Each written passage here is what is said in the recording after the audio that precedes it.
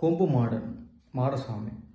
இப்போ இந்த மாடசாமியை நீங்கள் வணங்குனீங்கன்னா பேய் பிசாசு பில்லி சூனியம் ஜேவல் செய்வினை நம்ம விரட்டுவதற்காக மாடசாமியை பயன்படுத்தலாம். நீங்கள் இதுவே காளி இல்லை வராகி இந்த தேவதைகளை வைத்து நீங்கள் பேய் பிசாசை நீங்கள் விரட்ட ஆசைப்பட்டீங்கன்னா அது விரைவாக அது வேலை செய்யாது.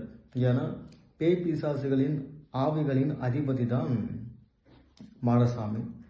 குறிப்பாக நீங்கள் மாடனை வணங்குறீங்கன்னா கண்டிப்பாக பேச்சு வணங்கணும். பேச்சு வணங்குற மாதிரியா இருந்தால் கண்டிப்பாக நீங்கள் முண்டசாமியை வணங்கணும். இந்த 3 தேவதை இருந்தால் மட்டும்தான் மாடன் உங்களுக்கு ஏவலுக்கு துணை புரியும்.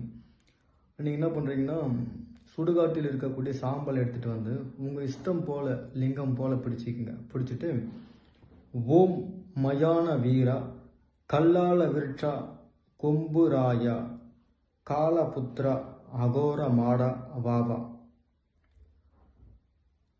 அடங்கா மாடா வாவா ஜென்வசம் வா வா அகோர மாடா இந்த மந்திரத்தை நீங்கள் சொல்லணும். சொல்லிவிட்டு நீங்கள் பேய் பிசாசு பில்லி சூனியம் ஏவல் செய்வினை எதுவாக இருந்தாலும் சரி நீங்கள் விலக ஆரம்பிக்கலாம்.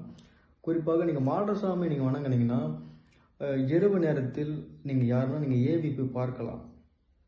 அதை நீங்கள் பூஜை செய்து எனக்கு யாருன்னா ஒரு ஆணோ இல்லை பெண்ணோ வசியமாகணும் அவங்கள போய் பாருன்னா கண்டிப்பாக மாடசாமி ஏவலுக்கு சூப்பராக துணைய புரியும். ஞாபகம் வச்சுக்கோங்க. கண்டிப்பாக இந்த பேய் பிசாசு பில்லி சூனியம் ஏவல் செய்வனை எடுப்பதற்காக மாடசாமியை பயன்படுத்துங்க. நன்றி.